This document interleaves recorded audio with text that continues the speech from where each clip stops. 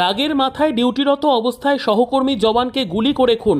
রবিবার অভিযুক্ত জওয়ান শিবম কুমার মিশ্রাকে জঙ্গিপুর আদালতে পাঠালো শামশেরগঞ্জ থানার পুলিশ। ধৃত জওয়ানের বাড়ি ছত্তিশগড় রাজ্যে। উল্লেখ করা যেতে পারে, শনিবার রাত 10:30 নাগাদ শামশেরগঞ্জের ধুলিয়ান পাহাড়ঘাটি এলাকায় ডিউটিরত অবস্থায় রতন কুমার সিং শেখাওয়াত নামের এক বিএসএফ জওয়ানকে গুলি করে খুন করার অভিযোগ ওঠে শিবম কুমার মিশ্রা নামের এক সহকর্মী জওয়ানের বিরুদ্ধে।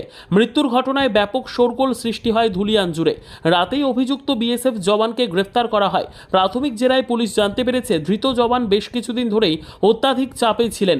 বাড়িতে স্ত্রী প্রেগন্যান্ট রয়েছে।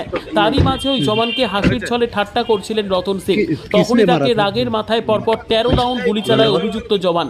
যদিও পুরো বিষয়টি তদন্ত করে দেখা হচ্ছে পুলিশ ও বিএসএফ এর পক্ষ থেকে। किसने मारा था? कुछ गंडगोल? कोई गंडगोल? कुछ हुआ था क्या?